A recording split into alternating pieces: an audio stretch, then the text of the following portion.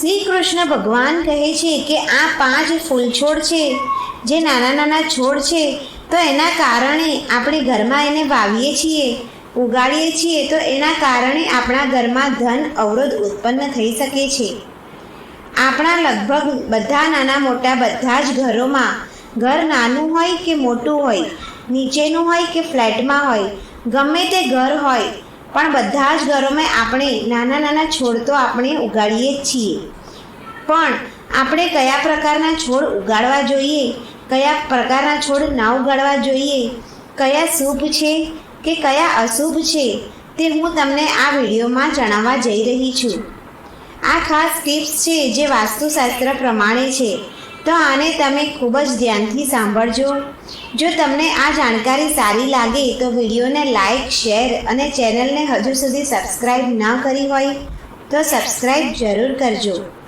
આપણે જાણીએ અજાણીએ ઘણા ફૂલ છોડ એવા ઉગાડી દઈએ છીએ કે જેના કારણથી ઘરમાં અશુભ થાય છે, નકારાત્મક ઉર્જા ફેલાય છે, ગરીબી દરિદ્રતા આવે છે. માટે આ જાણવું અત્યંત જરૂરી છે. ભગવાન શ્રી કૃષ્ણ વાસ્તુશાસ્ત્રનું વિશિષ્ટ જ્ઞાન રાખતા હતા. તેમને સમય સમય પર ધર્મરાજ ગરુડને વાસ્તુશાસ્ત્રનું જ્ઞાન આપ્યું હતું. આ જ્ઞાન સમસ્ત માનવ જાતિ માટે અત્યંત મહત્વપૂર્ણ અને કલ્યાણકારી છે. શ્રી કૃષ્ણ ભગવાને 5 એવા છોડ વિશે, ઝાડ વિશે કહ્યું છે કે જેનું ઘરમાં હોવું અથવા તો ઘરના આંગણામાં હોવું, એ ઘરની સીમામાં હોવું, તે દુઃખ અને દરિદ્રતા લઈને આવે છે. આ વૃક્ષ, આ નાના નાના છોડ ઘરની સામે હોવાથી ઘરમાં રહેનારા લોકોની ઉન્નતિને અટકાવે છે. ઘરની પ્રગતિ થતી નથી. તેનાથી લોકોને હંમેશા પરાજય અને નિરાશાનો સામનો કરવો પડે છે. વાસ્તુશાસ્ત્ર અનુસાર ફૂલ છોડ, વૃક્ષ, નાના નાના છોડ છે તે આપણા ઘરની સુંદરતા વધારે છે અને સાથે સાથે તે ઘરના વાતાવરણને પણ શુદ્ધ રાખે છે. જે તેના કારણે ઘરમાં સારા છોડને આપણે ઉગાડીએ છીએ. મિત્રો, વૃક્ષથી સકારાત્મક ઉર્જાનો સંચાર થાય છે, જે આપણા જીવન માટે અત્યંત આવશ્યક હોય છે. આ શુભ વૃક્ષો કેટલાય પ્રકારના વાસ્તુ દોષને પણ નષ્ટ કરે છે, આપણા ઘરની રક્ષા કરે છે. માટે ઘણા પુરાણો અને શાસ્ત્રોમાં ઘરના આંગણામાં શુભ વૃક્ષો વાવવાની, લગાવવાની સલાહ આપે છે. તો આજે આપણે જાણીશું કે આપણા ઘર આંગણામાં આપણે કયા કયા વૃક્ષો વાવવા જોઈએ અને કયા વૃક્ષો ન વાવવા જોઈએ. જેમ કે ઘણા શાસ્ત્રોમાં અમુક વૃક્ષને શુભ માનવામાં આવ્યા છે અને તે પ્રકારે વાસ્તુશાસ્ત્રમાં અશુભ વૃક્ષો અને છોડનું પણ વર્ણન જોવા મળે છે. આ વૃક્ષો ઘરની સીમામાં કે ઘરના આંગણામાં હોવા તે અશુભ કે અમંગલ કહેવાય છે.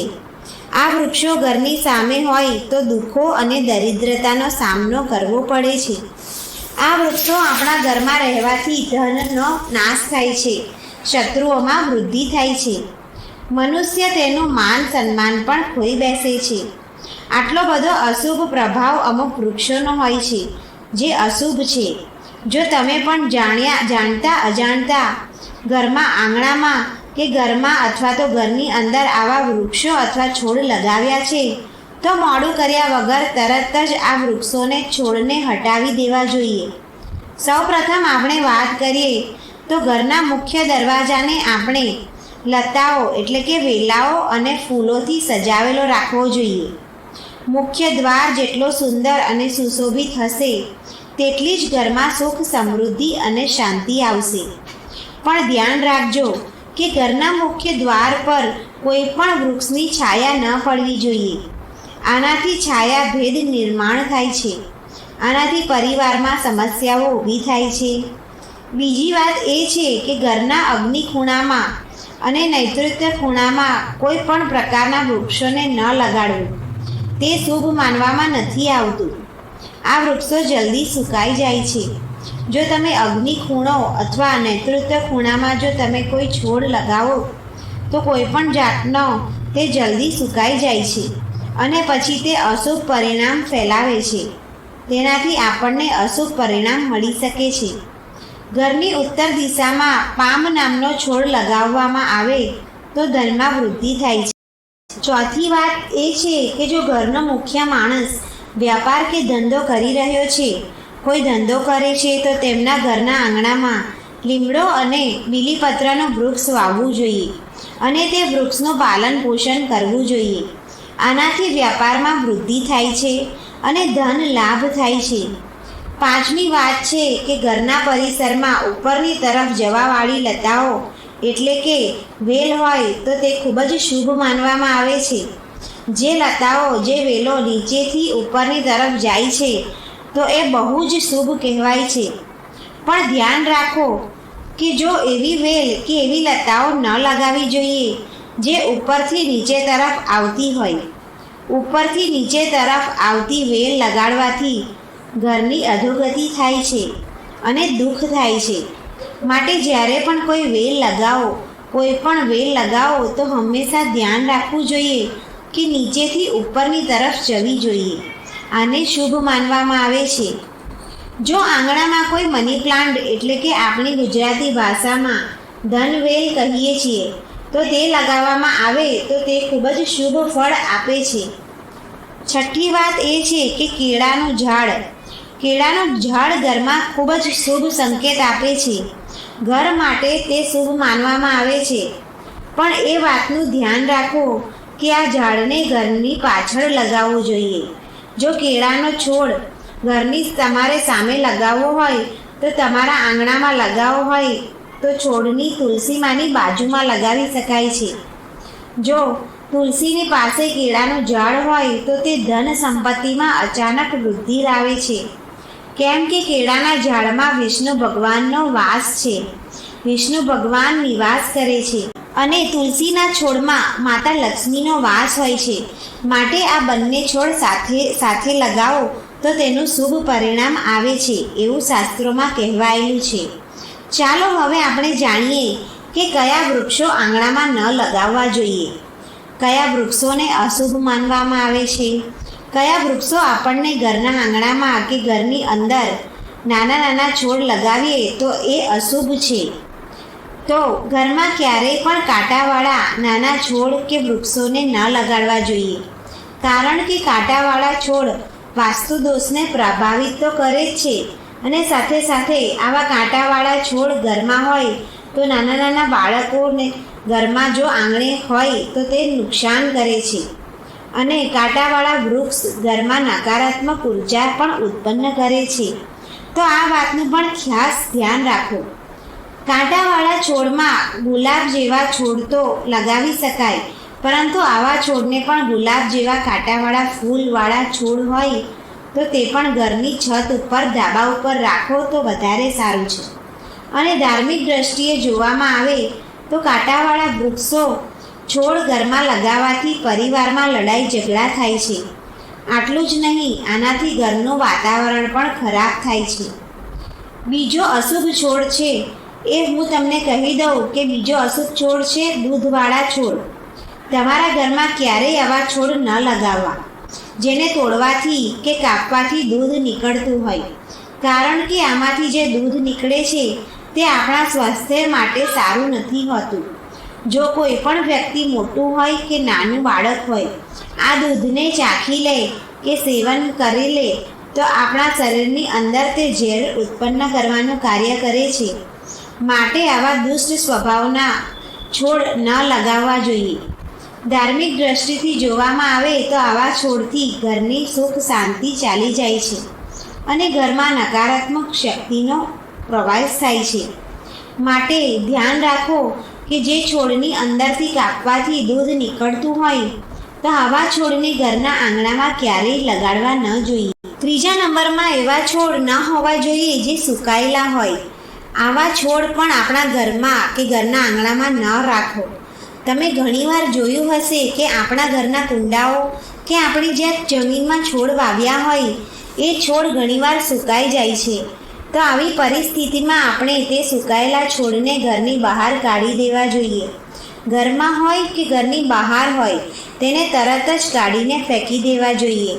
જ્યારે તમે સુકાયેલા છોડને ઘરમાં જોશો તો તમારા સ્વભાવમાં પણ પરિવર્તન આવી જશે. માટે ઘરમાં ક્યારેય સુકાયેલા છોડ ન રાખવા જોઈએ. તેને તરત જ બહાર નીકાળી દેવા. અને ખાસ કરીને સુકાયેલા તુલસીજીના છોડને ઘરમાં ના રાખો. તુલસીનો છોડ હંમેશા ઘરમાં લીલોછમ હોવો જોઈએ. આ વાતનું ખાસ ધ્યાન રાખવું. સુકાયેલી તુલસીનો છોડ ઘરમાં દુર્ભાગ્ય લઈને આવે છે. માટે હંમેશા તુલસીજીનો છોડ હર્યો ભર્યો જ રાખવો જોઈએ. શાસ્ત્રોમાં કહેવાય છે કે ઘરમાં તુલસીનો છોડ સુકાઈ જાય છે તે ઘરમાંથી માં લક્ષ્મી ચાલી જાય છે. માટે ધ્યાન રાખો. અને ચોથું છે બોનસાઈડનો છોડ, એટલે કે કૃત્રિમ રીતે ઉગાડેલું હોય કે કૃત્રિમ રીતે બનાવવામાં આવેલો હોય તેવા છોડ ઘરમાં ન હોવા જોઈએ. લગભગ તમે નહીં જાણતા હોય કે આ બોનસાઈ એટલે શું, તો મિત્રો જણાવી દઉં કે આ છોડ એ હોય છે કે જે મોટા ઝાડનું નાનું સ્વરૂપ હોય છે. મોટા મોટા જેવા ઝાડ આપણને હર્યા ભર્યા અને ઘટાદાર દેખાય છે એવા જ કૃત્રિમ રીતે આવા નાના નાના છોડ ઝાડને બનાવવામાં આવે છે. ઘણા લોકો ઘરની શોભા વધારવા માટે, ઘરને સુંદર દેખાવા માટે આવા નાના નાના કૃત્રિમ રીતે બનાવેલા બોનસાઈ છોડ ઘરમાં લઈને આવે છે. આવા છોડને કોઈ વૈજ્ઞાનિક રીતે ઉગાડવામાં આવે છે અને એવું માનવામાં આવે છે કે આવા છોડ આપણા ઘરમાં ચારે બાજુથી સકારાત્મક ઉર્જાને રોકી દે છે. ઘરમાં આવા વૃક્ષ, નાના નાના વૃક્ષ ન લાવવા જોઈએ જે દેખાય તો છે નાના પણ હોય મોટા ઝાડ જેવા. તો આપણી ઘરની શોભા વધારવા માટે જો આપણે એવું લાવવાના હોય તો આપણે અટકી જવું જોઈએ. કારણ કે વાસ્તુશાસ્ત્રના હિસાબથી આવા છોડ ઘરના દરેક વ્યક્તિનો આર્થિક વિકાસ રોકી દે છે. માટે કૃત્રિમ રીતે કરેલા છોડ, કૃત્રિમ રીતે ઉગાડવામાં આવેલા છોડ, વૈજ્ઞાનિક રીતે બનાવેલા છોડ હોય જે લોકો આપણને નાના દેખાય મોટા વૃક્ષ જેવા, તો આવા છોડને ઘરમાં ક્યારેય ન લાવશો. અને 5મા નંબર ઉપર છે બબૂલનો વૃક્ષ, એટલે કે બાવળનું ઝાડ. આ વૃક્ષ તમે તો ખબર જ હશે કે આ એક મોટું કાંટાવાળું ઝાડ છે. એટલે કે આ ઝાડને તો ઘરમાં લાવવાનો કોઈ સવાલ જ નથી આવતો. અને છતાં પણ જો કોઈ લોકોને બોનસાઈ કરી કૃત્રિમ રીતે બનાવી અને ઘરમાં જો લગાવવાનું વિચારી રહ્યા હોય તો આવું બિલકુલ ન કરવું જોઈએ. કારણ કે આ વાસ્તુશાસ્ત્રની નજરથી બરાબર નથી કહેવાતું, ઠીક નથી. આવા વૃક્ષો હંમેશા નુકસાન પહોંચાડે છે. માટે ઘરના આંગણામાં પણ ન લગાવવો. આપણે વાત કરીએ કેસ્ટરના પ્લાન્ટ વિશે. કેસ્ટરના પ્લાન્ટ વિશે વાત કરીએ કે આપણા ગુજરાતીઓમાં આપણે એને એરંડાનું છોડ પણ કહીએ છીએ, એરંડાનું ઝાડ પણ કહીએ છીએ. આ કેસ્ટર પ્લાન્ટ દેખાવમાં તો ખૂબ જ સરસ લાગે છે, પણ મિત્રો તમને ખબર નહીં હોય કે આ છોડને દુનિયાનો સૌથી ખતરનાક છોડ માનવામાં આવે છે. આ છોડના બીજ 2 દિવસની અંદર, જેનું બીજ હોય છે તે બીજ 2 દિવસની અંદર માણસનો જીવ લઈ શકે છે. આ છોડનું જે બીજ હોય છે એની અંદર નાના બિયા આવે. જો એ માણસ કોઈ ખાઈ જાય તો 2 દિવસની અંદર જ જીવ લઈ જઈ શકે છે. આ છોડને ઘરમાં જ નહીં પણ ઘરની આસપાસ પણ ન રાખવું જોઈએ. જો આસપાસ હોય કે ઘરમાં હોય તો આ છોડને ઉખાડીને ફેંકી દેવા જોઈએ. હવે વાત કરીએ બોરનું ઝાડ. બોર તો બધાને ખૂબ જ ભાવતા હશે. બધાએ લગભગ બોર ખાધા જ હશે. ઘણા લોકો બોર ખાવા માટે ઘરના આંગણામાં બોરડીનું ઝાડ ઉગાડે છે, પણ આ તદ્દન જ ખોટું છે. કહેવાય છે કે આ બોરનું ઝાડ ઘરમાં લગાવવાથી નકારાત્મક શક્તિનો પ્રવેશ કરે છે, નકારાત્મક ઉર્જા ઉત્પન્ન કરે છે. માત્ર આટલું જ નહીં, ધાર્મિક દ્રષ્ટિથી જો જોવામાં આવે તો ઘરના આંગણામાં બોરના ઝાડથી ઘરમાં આર્થિક સમસ્યા સાથે સાથે ધનની પણ હાનિ થવા લાગે છે. આ કારણથી જ આપણે આ ઝાડને ઘરમાં ન લગાડવું જોઈએ. હવે આપણે વાત કરીએ કે ઘરમાં સૌથી વધારે લગાવવામાં આવતી ધનવેલ. લગભગ મોટાભાગના ઘરોમાં આપણે મની પ્લાન્ટ જોવા મળે છે. તો મિત્રો, જો તમારા ઘરે તમારા ઘરનો કોઈ વ્યક્તિ વેપાર ધંધો કરતો હોય કે તેમાં પ્રગતિ કરવી હોય તો આ મુખ્ય દ્વાર પર મની પ્લાન્ટ લગાડવો જોઈએ. આ બહુ શુભ છે. પણ એ વાતનું ખાસ ધ્યાન રાખો કે તમારા ઘરની અંદર મની પ્લાન્ટ છે.